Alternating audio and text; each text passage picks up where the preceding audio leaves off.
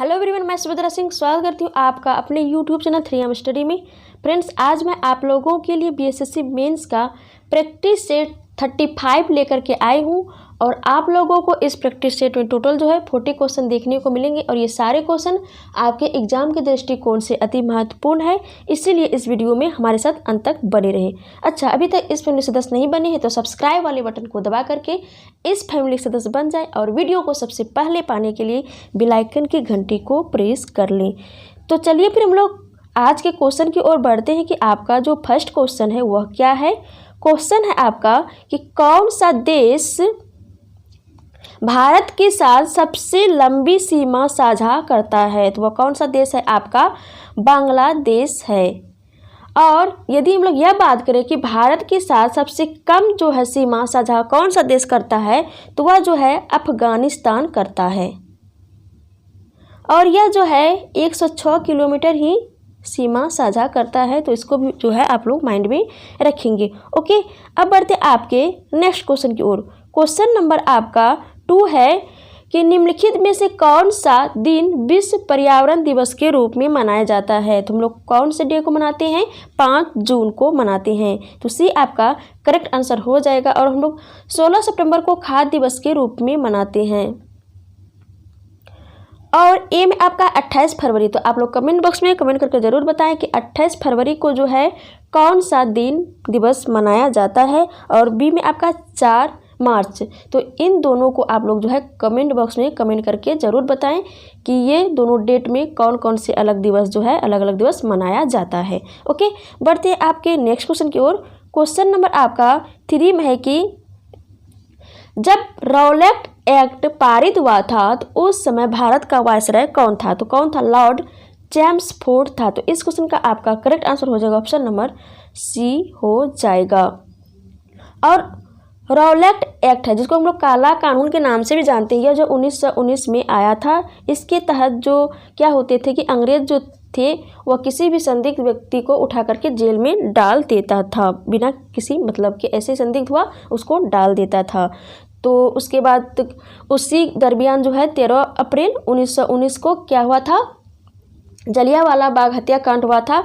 तो इन दोनों एक्ट को देखते हुए या इन दोनों घटनाओं को देखते हुए जो है महात्मा गांधी बहुत ही दुखी हुए थे। उसके पश्चात जो है असहयोग आंदोलन जो है 1920 में उसने शुरुआत किए थे। तो ये भी पॉइंट आप लोग माइंड में रखेंगे। क्लियर। अब बढ़ते हैं आपके नेक्स्ट क्वेश्चन की ओर।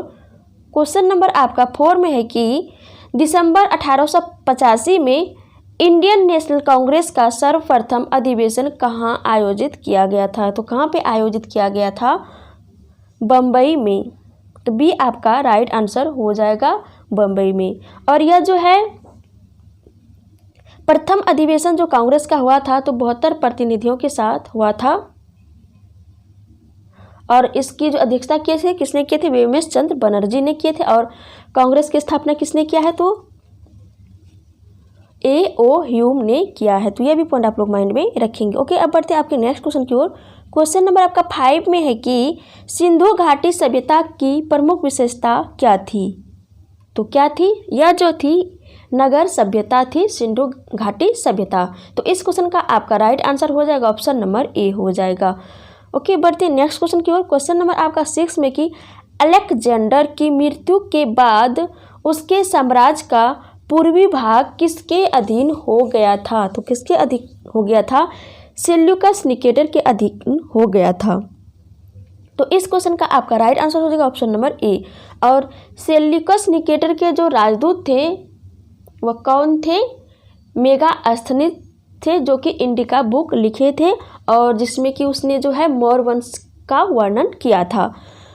क्लियर। अब बढ़ते आपके नेक्स्ट क्वेश्चन की ओर। क्वेश्चन नंबर आपका 7 है कि ऑक्टोपस क्या है क्वेश्चन कि ऑक्टोपस किस प्रजाति के अंतर्गत आते हैं। तो यह जो है मोलस्का संघ के अंतर्गत आते हैं। तो इस क्वेश्चन का आपका राइट आंसर हो जाएगा ऑप्शन नंबर ए। और मोलस्का संघ के अंतर्गत जो है और सब भी जीव आते हैं, जैसे कि आपका घोंगा हो गया, सीपी, सिपिया, कुंडलीजी, डोरिस, ये सभी जो है मोलस्का संघ के अंतर्गत आते हैं।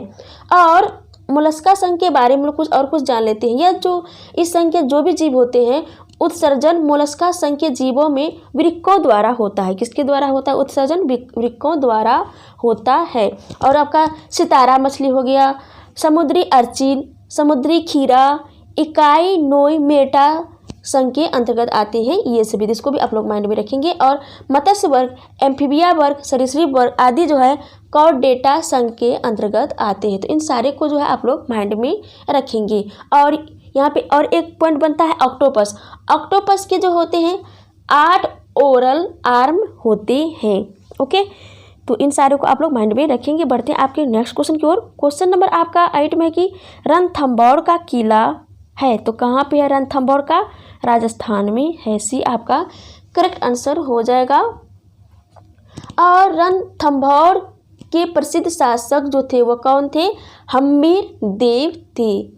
कौन थे? हम्मीर देव थे। और आइए हम लोग राजस्थान की चर्चा किए हैं, तो वहाँ पर जो प्रमुख शहर है उसके बारे में कुछ जानकारियाँ प्राप्त कर लेते हैं। जैसे कि जयपुर। जयपुर जो है, जयपुर में क्या है? तो नागरगढ़ फोर्ट जयपुर में है। और बीकानेर में जो है जूनागढ़ का किला है। कौन सा? जूनागढ़ का किला है। तो इनको भी आप लोग जो है माइंड में रखेंगे। ओके, अब बढ़ते हैं आपके नेक्स्ट क्वेश्चन की ओर। क्वेश्चन नंबर आपका 9 में है कि डोगरी भाषा मुख्य रूप से कौन से राज्य में बोली जाती है? तो ये जो है जम्मू कश्मीर में बोली जाती है। तो इस क्वेश्चन का आपका डी राइट आंसर हो जाएगा। डोगरी भाषा मुख्यतः कहाँ पे बोली जाती है? जम्मू कश्मीर में। और किसी भी भाषा का जो संविधान में वर्णन किया गया है वह अनुसूची 8 के तहत। यह भी पॉइंट जो है आप लोग माइंड में रखेंगे। ओके, अब बढ़ते हैं आपके नेक्स्ट क्वेश्चन की ओर। क्वेश्चन नंबर आपका 10 में है कि क्रोमाइट का एक अयस्क या खनिज है। तो क्रोमाइट जो है किसका खनिज या अयस्क है? आइए हम लोग ऑप्शन को देखते हैं। ए में आपका जिंक, बी में आपका यूरेनियम, सी में आपका क्रोमियम, डी में आपका है टाइटेनियम। तो इस क्वेश्चन का जो आपका करेक्ट आंसर हो जाएगा ऑप्शन नंबर हो जाएगा सी, क्रोमियम का जो है यह अयस्क है। ओके, आइए हम लोग कुछ और जो धातु है उसके अयस्क के बारे में जान लेते हैं। जैसे कि जिंक। जिंक का अयस्क क्या होता है? जैसे जिंक का अयस्क होता है जिंक ब्लेंड, कैलमाइन, जिंकाइट। ये 3 अयस्क जो होते हैं किसके होते हैं? जिंक के। जिंक ब्लेंड, कैलमाइन और जिंकाइट। इस तरह से यूरेनियम के अयस्क की बात करें तो यूरेनियम का क्या क्या अयस्क होता है? कार्नालाइट है, कार्नाटाइट, पिच ब्लेंड। ये जो होता है यह यूरेनियम का अयस्क होता है। यदि हम लोग पारे के अयस्क की बात करें तो पारे का जो अयस्क होता है वह कौन होता है? सिनेबार होता है। और पारा जो है एक धातु है और यह द्रव अवस्था में पाया जाता है। तो पारा जो है एकमात्र ऐसा धातु है जो कि द्रव अवस्था में पाया जाता है। और ब्रोमीन जो है एकमात्र ऐसा अधातु है जो कि द्रव अवस्था में पाया जाता है। तो इनको भी जो है आप लोग माइंड में रखेंगे। ओके फाइन, बढ़ते हैं आपके नेक्स्ट क्वेश्चन की ओर। क्वेश्चन नंबर आपका 11 में है कि हमारे सौर मंडल का सबसे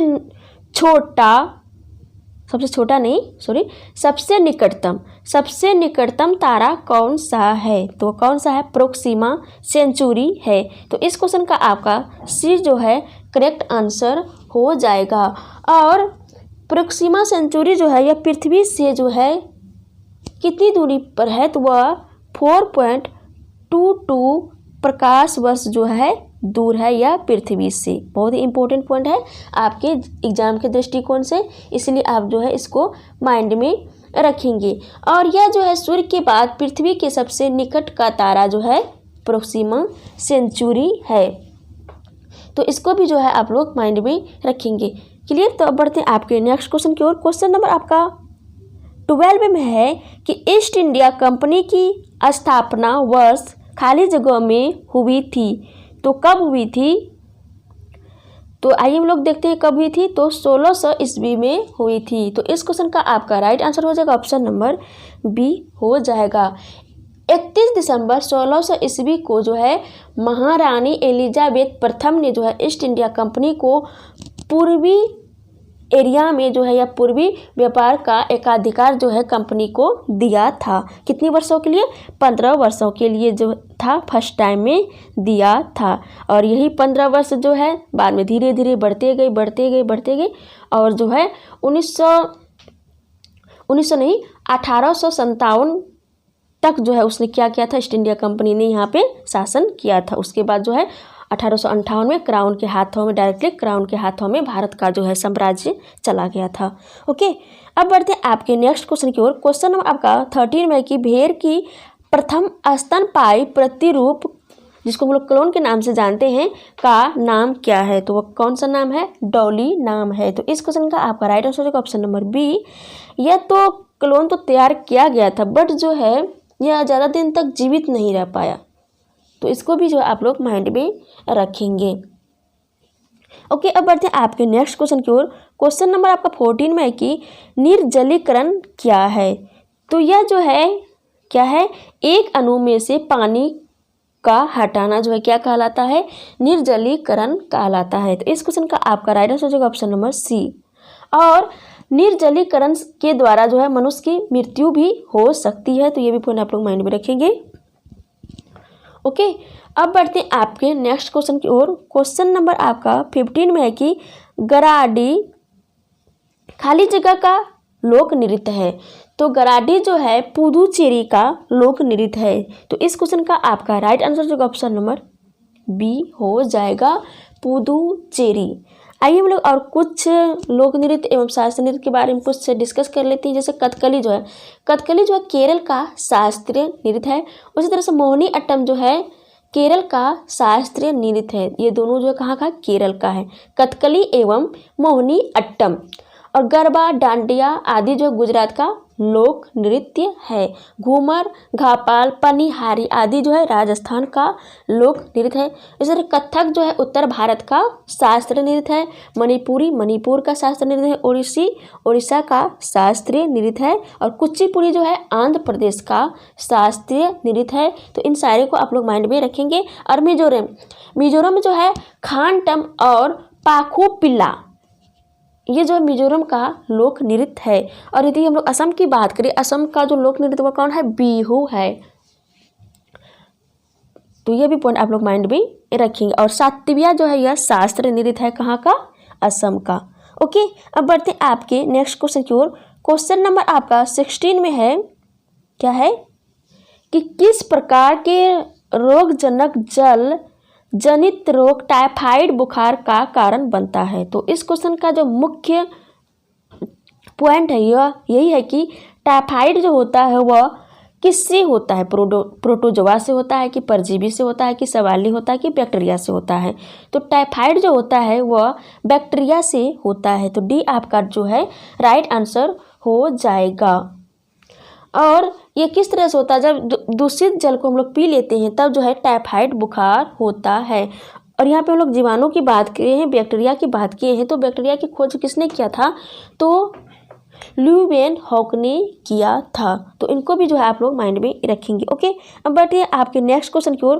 क्वेश्चन नंबर आपका 17 में कि नहरों का देश किसे कहा जाता है? तो हम लोग जो है पाकिस्तान को नहरों का देश कहते हैं। तो बी आपका करेक्ट आंसर हो जाएगा। यदि हम लोग यह बात करें कि नदियों का देश किसे कहा जाता है, तो बांग्लादेश को कहा जाता है, क्योंकि यहाँ से बहुत सारी नदियाँ गुजरती है और जो है बंगाल की खाड़ी में जा करके गिर जाती है। सी में आपका है जापान। क्या है? सी में आपका जापान। जापान को हम लोग क्या कहते हैं? सूर्य उदय का या उगता हुआ सूर्य का देश कहते हैं जापान को। और डूबते हुए सूर्य का देश हम लोग किसको कहते हैं? इंग्लैंड को कहते हैं, इंग्लैंड या ब्रिटेन को कहते हैं। यदि हम लोग यह बात करें कि मिड डे ऑफ सन हम लोग किसको कहते हैं, तो नॉर्वे को कहते हैं। और नॉर्वे का जो कैपिटल कहाँ पे है? ओस्लो है। और इसका करेंसी क्या है? क्रोन। ओके, इनको भी आप लोग माइंड में रखेंगे। और जापान का कैपिटल कहाँ पे है? तो टोक्यो। और इसका करेंसी क्या है? येन। और इंग्लैंड की बात करें या ब्रिटेन का, तो इसका जो करेंसी नहीं, कैपिटल कहाँ पे है? तो लंदन में। इसका करेंसी क्या है? तो है स्टर्लिंग पाउंड है। तो ये सारे पॉइंट जो है आप लोग माइंड में रखेंगे। ओके, अब बढ़ते हैं आपके नेक्स्ट क्वेश्चन की ओर। क्वेश्चन नंबर आपका 18 में कि माले खाली जगह की राजधानी है। तो माले जो है मालदीव की राजधानी है। और मालदीव का जो करेंसी है क्या है, रुपया। मालदीव माली रुपया, तो बी आपका राइट आंसर हो जाएगा। और अल्जीरिया, ए में आपका क्या है, अल्जीरिया।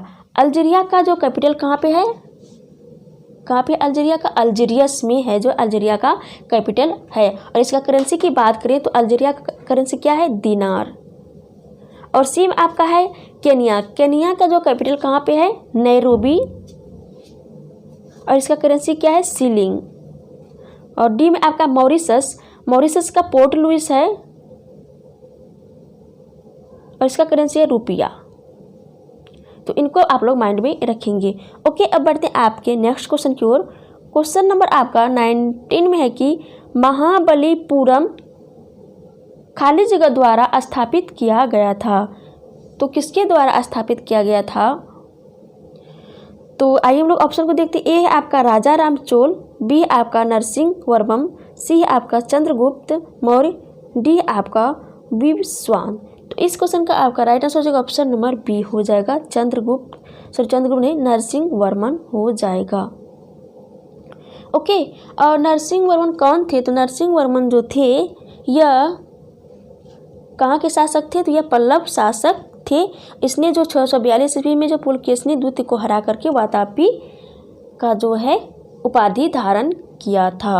और नरसिंह वर्मन जो है इसने जो है रथ मंदिर का जो निर्माण किया था, किसने किया था, महाबलीपुरम के जो 8 रथ मंदिर है इसी ने निर्माण किया था। किसने, नरसिंह वर्मन ने निर्माण किया था, जिसको हम लोग सप्त पैगोडा के नाम से भी जानते हैं। किसको, महाबलीपुरम के 8 रथ मंदिर को हम लोग सप्त पैगोडा के नाम से भी जानते हैं। और हम लोग रथ मंदिर को तट मंदिर एवं एकाश मंदिर के नाम से भी जानते हैं। तो क्लियर, अब बढ़ते हैं आपके नेक्स्ट क्वेश्चन की ओर। क्वेश्चन में आपका 20 में है कि छत्रपति शिवाजी महाराज किस वंश के शासक थे। तो कौन सी वंश के शासक थे, मराठा वंश के शासक थे। तो इस क्वेश्चन का आपका डी आंसर राइट हो जाएगा। और छत्रपति शिवाजी जो है इसके माता का नाम क्या था, तो जीजाबाई था। क्या नाम था, जीजाबाई था। और इसने जो राज्याभिषेक किया था तो कब किया था, 1674 ईस्वी में अपना राज्याभिषेक किया था छत्रपति शिवाजी महाराज के नाम से। तो ये सारे पॉइंट आप लोग माइंड में रखेंगे। बी में आपका हर्यक वंश के संस्थापक कौन थे, बिंबिसार थे। एक होता है बिंबिसार, एक होता है बिंदुसार। बिंदुसार में कंफ्यूज नहीं करेंगे गाइस, क्योंकि बिंबिसार जो है हर्यक वंश से संबंधित है, क्योंकि हर्यक वंश के संस्थापक कौन है, तो बिंबिसार ही है। जबकि बिंदुसार जो है अशोक के पिता है, जो कि कौन से वंश से संबंधित है, यह जो है मौर्य वंश से संबंधित है। तो ये सारे पॉइंट आप लोग माइंड में रखेंगे। सी में आपका मौर्य वंश के जो स्थापना किए थे कौन थे, तो चंद्रगुप्त मौर्य थे। और ए में आपका है नंद वंश, यहाँ पे नंदा नहीं होगा, नंद वंश के संस्थापक कौन थे, महापद्म नंद थे। तो ये सारे पॉइंट को आप लोग जो है माइंड में रखेंगे। ओके, अब बढ़ते हैं आपके नेक्स्ट क्वेश्चन की ओर। क्वेश्चन नंबर आपका 21 में है कि एयर बैग का आविष्कार किसने किया था। तो हम लोग चलिए ऑप्शन को देखते हैं। ए आपका राइट बंधु, बी आपका रेनॉल्ड बी जॉनसन, सी आपका एसन जॉर्डनॉफ, डी आपका केन कुटारागी। तो इस क्वेश्चन का जो आपका राइट आंसर हो जाएगा ऑप्शन नंबर सी हो जाएगा, एसन जॉर्डनॉफ। ओके, और वायुयान का जो आविष्कार किया था किसने किया था, राइट बंधु ने किया था, जो कि ए में आपका है। राइट बंधु ने किसका आविष्कार किया था, वायुयान का किया था। और आइए हम लोग कुछ और जो आविष्कार एवं आविष्कारक के नाम जान लेते हैं, जैसे कि डिस्क ब्रेक का जो आविष्कार किया था एफ लिवेस्टर ने किया था। किसने किया था, एफ लिवेस्टर ने किया था। और कताई मशीन, कौन सा, कताई मशीन का जो आविष्कार किया था किसने किया था, सैमुअल क्रॉम्पटन ने किया था। और टैंक का आविष्कार किसने किया था, सर अर्नेस्ट स्वीटन ने किया था। और यदि हम लोग लाउड स्पीकर की बात करें तो लाउड स्पीकर का जो आविष्कार किया था किसने किया था, हॉरेस शॉर्ट ने किया था। तो ये सारे पॉइंट जो आप लोग माइंड में रखेंगे, बहुत ही इम्पोर्टेंट है आपके एग्जाम के दृष्टिकोण से।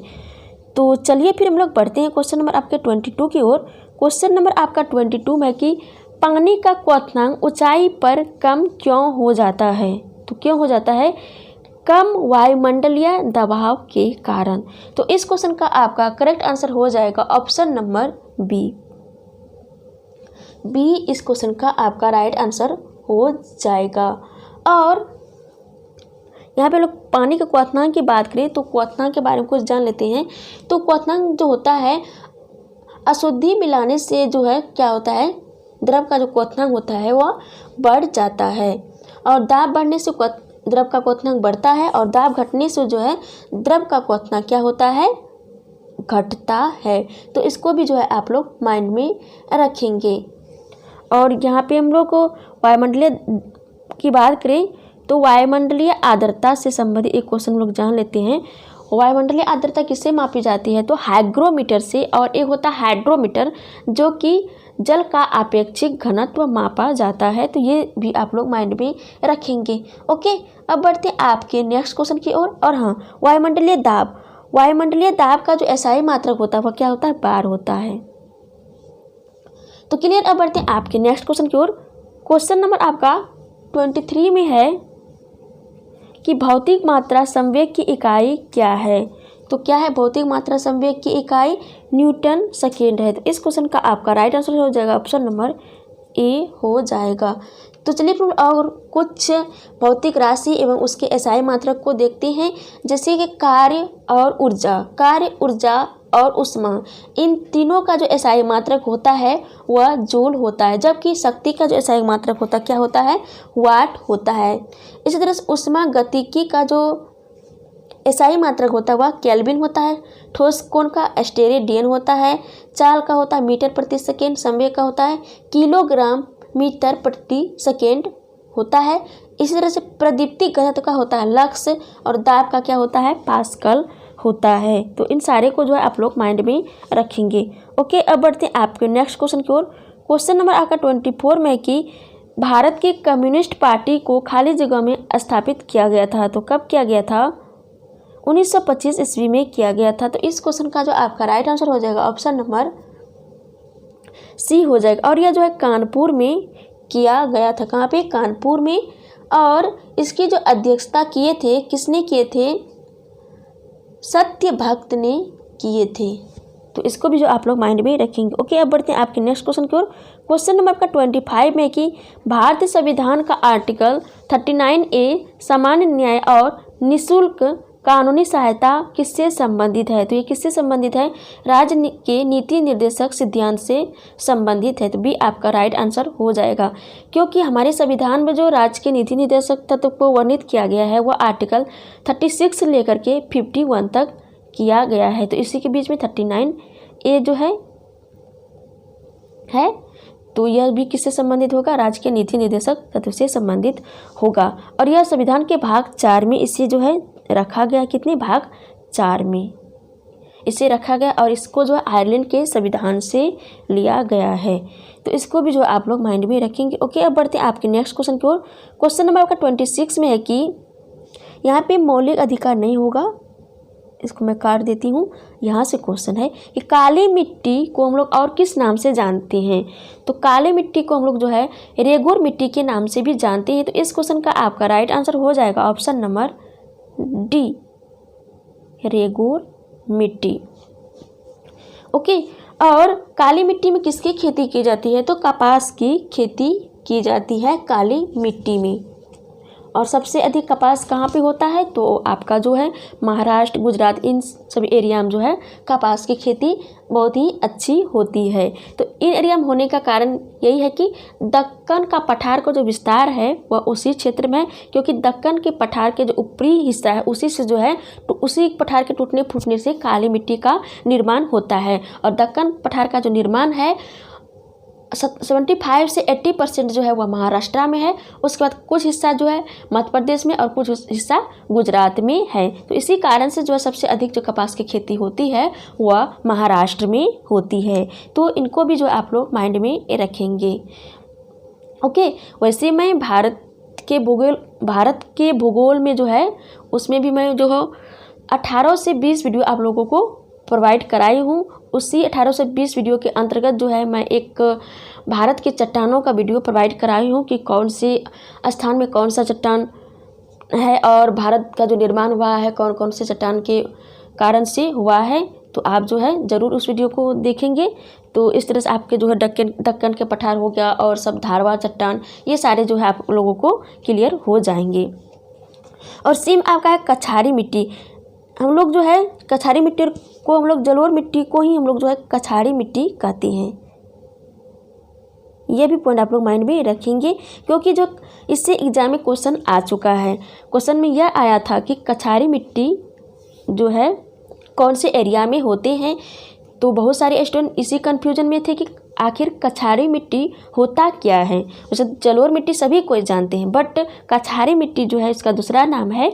तो इसमें अधिकतर स्टूडेंट जो थे कंफ्यूज कर गए थे और रॉन्ग आंसर क्लिक करके आए थे। तो इनको भी जो आप लोग माइंड में रखेंगे।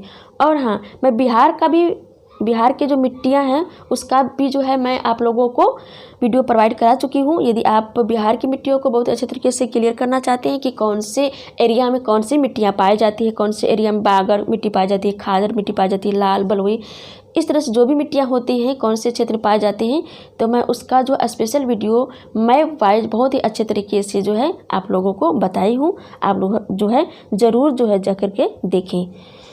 तो क्लियर पढ़ते हैं आपके नेक्स्ट क्वेश्चन की ओर। क्वेश्चन नंबर आपका 27 में कि पाणिनि द्वारा रचित पुस्तक का क्या नाम है। तो क्या नाम है? अष्टाध्यायी नाम है। तो डी आपका राइट आंसर हो जाएगा, क्या डी। और सी में आपका है मध्यिका कारिका। तो टेढ़ा नाम है, कोई बात नहीं। तो मध्यिका कारिका जो है यह कौन सा बुक लिखा था? कौन सा बुक लिखा था? तो इसने जो है यह बुक का नाम ही है, कोई बात नहीं, यह बुक का ही नाम है। इसको जो लिखा था नागार्जुन ने लिखा था। और बी में मिताक्षरा है। मिताक्षरा बुक को किसने लिखा है? ज्ञानेश्वर ने। और ए में आपका है महाभाष्य। तो आप लोग कमेंट बॉक्स में कमेंट करके ज़रूर बताएं कि महाभाष्य बुक को किसने लिखा है। ओके, अब बढ़ते हैं आपके नेक्स्ट क्वेश्चन की ओर। क्वेश्चन नंबर आपका 28 में है कि वायु दाब को मापने के यंत्र को खाली जगह कहते हैं। तो हम लोग उसको क्या कहते हैं? बैरोमीटर कहते हैं। तो इस क्वेश्चन का आपका करेक्ट आंसर हो जाएगा ऑप्शन नंबर बी हो जाएगा, बैरोमीटर। सी है आपका हाइग्रोमीटर। हाइग्रोमीटर से हम लोग क्या करते हैं? तो वायुमंडलीय आर्द्रता को मापते हैं। तो इससे रिलेटेड एक होता है हाइड्रोमीटर, जिससे हम लोग क्या मापते हैं? द्रवों की आपेक्षिक घनत्व को मापते हैं। डी में आपका है थर्मोमीटर। इसे क्या मापते हैं? शरीर के ताप को मापते हैं। और ए में आपका है एनीमोमीटर। एनीमोमीटर से हम लोग क्या मापते हैं? इसके द्वारा जो है वायु की शक्ति तथा गति को मापते हैं। तो इन सारे को हम लोग यहाँ पे डिस्कस किए। ओके, अब बढ़ते हैं आपके नेक्स्ट क्वेश्चन की ओर। क्वेश्चन नंबर आपका 29 में कि स्वादन से आशय निम्नलिखित में से किससे है? स्वादन का जो आशय है यह स्वाद से संबंधित है। तो इस क्वेश्चन का आपका डी आंसर हो जाएगा। ओके, अब बढ़ते हैं आपके नेक्स्ट क्वेश्चन की ओर। क्वेश्चन नंबर आपका 30 में है कि किसी तरंग की प्रबलता उसके निम्नलिखित में से किसके अनुपात में होती है? तो किसके अनुपात में होती है? आयाम का वर्ग के अनुपात में होती है। तो इस क्वेश्चन का आपका बी करेक्ट आंसर हो जाएगा। और हम लोग यहाँ पे तरंग की चर्चा किए हैं, तो इन सब के बारे में भी हम लोग कुछ जान लेते हैं। और प्रकाश जो है किस तरह का तरंग है? विद्युत चुंबकीय तरंग है प्रकाश। और प्रकाश जो है निर्वात में भी गमन कर सकता है। बट ध्वनि जो है यह जो है ध्वनि किस तरह का तरंग है? यह जो है यांत्रिक तरंग है। ध्वनि यांत्रिक तरंग है, जबकि प्रकाश जो है विद्युत चुंबकीय तरंग है। प्रकाश निर्वात में गमन कर सकती है। निर्वात का अर्थ क्या हुआ? शून्य, जहाँ पे कुछ भी नहीं हो, शून्य। निर्वात का अर्थ हुआ शून्य। तो प्रकाश जो है शून्य या निर्वात में गमन कर सकता है, बट जो ध्वनि जो है निर्वात में गमन नहीं कर सकता है। और ध्वनि जो है सबसे अधिक ठोस में अपनी अधिक वेग से गमन कर सकता है। तो इसको भी जो आप लोग माइंड में रखेंगे। ओके, अब बढ़ते हैं आपके नेक्स्ट क्वेश्चन की ओर। क्वेश्चन नंबर आपका 31 में है कि श्वेत प्लेग को आमतौर पर किस नाम से जाना जाता है? तो हम लोग कौन से नाम से जानते हैं उसको? क्षय रोग के नाम से जानते हैं? तो इस क्वेश्चन का आपका राइट आंसर हो जाएगा ऑप्शन नंबर सी, क्षय रोग। जहाँ पे हम लोग श्वेत प्लेग की बात किए तो श्वेत प्लेग को हम लोग क्षय रोग के नाम से जानते हैं। एक होता है प्लेग, प्लेग जो होता है श्वेत प्लेग को हम लोग क्षय रोग के नाम से जानते हैं, जो कि कौन से जीवाणु के कारण से होता है, क्योंकि यह जो रोग होता है जीवाणु के कारण ही फैलता है। यह जो है माइकोबैक्टीरियम ट्यूबरकुलोसिस के कारण क्षय रोग होता है या श्वेत प्लेग होता है। इसको हम लोग टीबी के नाम से भी जानते हैं, तपेदी, टीबी कहें, तपेदी कहें, क्षय रोग कहें, प्लेग, श्वेत प्लेग कहें, ये सारे जो है एक ही बीमारी के नाम है। और प्लेग जो होता है वह पास्चुरेला पेस्टिस जीवाणु से फैलता है। बहुत ही इंपॉर्टेंट पॉइंट है आपके एग्जाम के दृष्टिकोण से, तो इन सारे को आप लोग माइंड में रखेंगे। और टाइफाइड जो होता है यह भी जीवाणु जनित ही रोग है। और मलेरिया जो है, मलेरिया परजीवी रोग है। और टाइफाइड जो होता है यह एक आंत ज्वर होता है जो कि आंत को प्रभावित करता है। ओके, अब बढ़ते आपके नेक्स्ट क्वेश्चन की ओर। क्वेश्चन नंबर आपका 32 में है, क्या है कि कैवल्य कौन से धर्म से संबंधित है? तो यहाँ पे थोड़ा एक्स्ट्रा प्रिंट हो गया है, कोई बात नहीं, मैं इसको मिटा देती हूँ।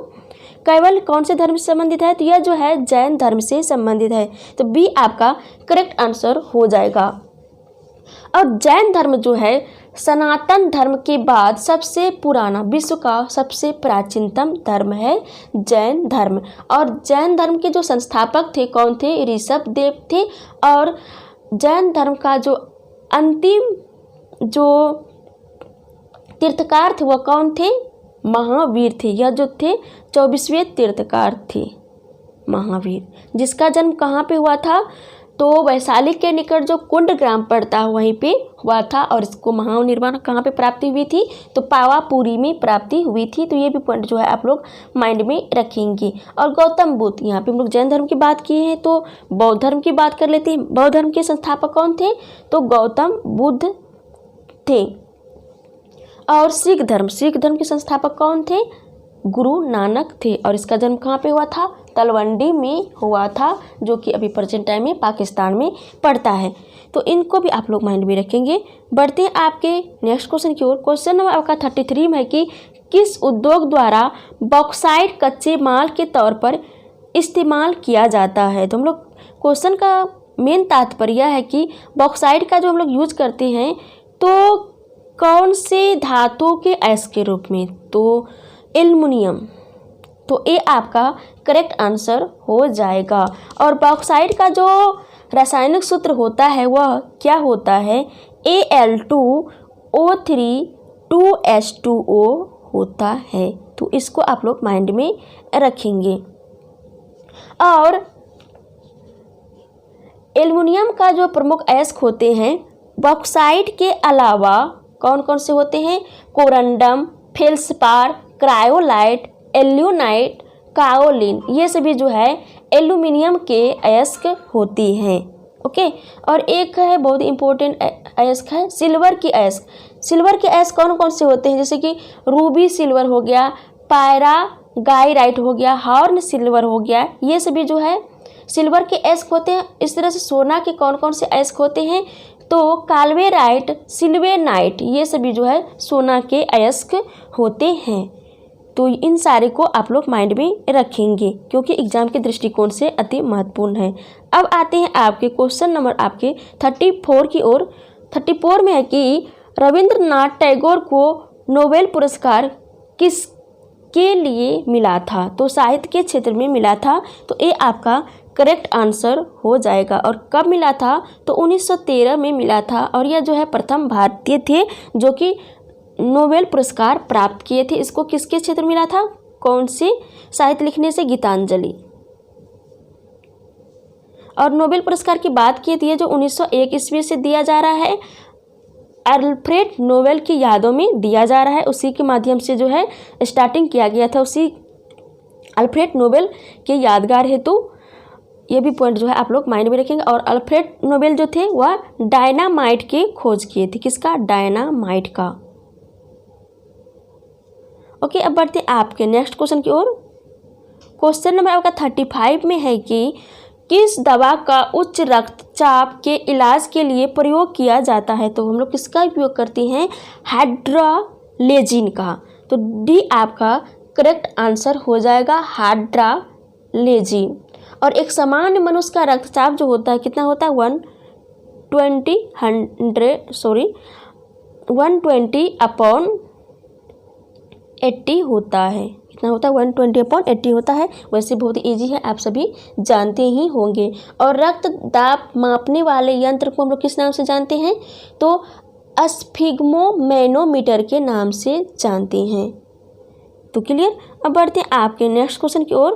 क्वेश्चन नंबर आपका 36 में है कि चुकंदर पौधे का भाग है, तो यह कौन से पौधे का कौन सा भाग जो होता है चुकंदर बनता है? यह जो है जड़ भाग होता है। तो इस क्वेश्चन का आपका राइट आंसर हो जाएगा ऑप्शन नंबर ए, मुख्य जड़। और चुकंदर जो होता है कुंभीरोप जड़ का रूपांतरण होता है। तो यहाँ पर लोग जल से प्राप्त होने वाले सब्जियां या फल की बात करें तो आइए हम लोग और कुछ के बारे में जान लेते हैं जो कि जड़ से प्राप्त होते हैं। जैसे सलजम, सलजम जो है यह भी जड़ से ही प्राप्त होता है।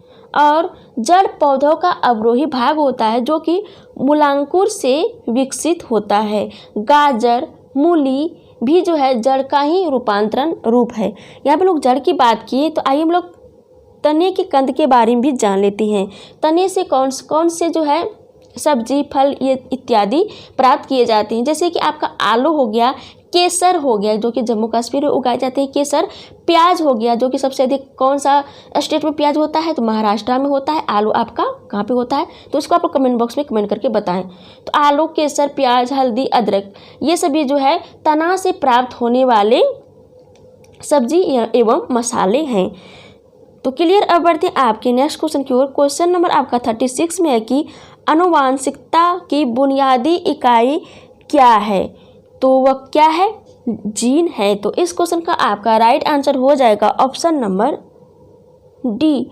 और जीन शब्द का प्रयोग सर्वप्रथम किसने किया था? जोहानसन ने किया था। यदि हम लोग यह बात करें कि जेनेटिक्स शब्द का सर्वप्रथम किसने किया था तो डब्ल्यू वाटसन ने किया था। और आनुवांशिकता, यहाँ पे हम लोग आनुवांशिकता की चर्चा किए हैं तो ग्रेगर जोहान मेंडल को जो है आनुवांशिकता का पिता कहा जाता है। तो इन सारे को जो है आप लोग माइंड में रखेंगे। ओके, अब बढ़ते हैं आपके नेक्स्ट क्वेश्चन की ओर। क्वेश्चन नंबर आपका 37 में है कि एसिटिक एसिड को कहा जाता है।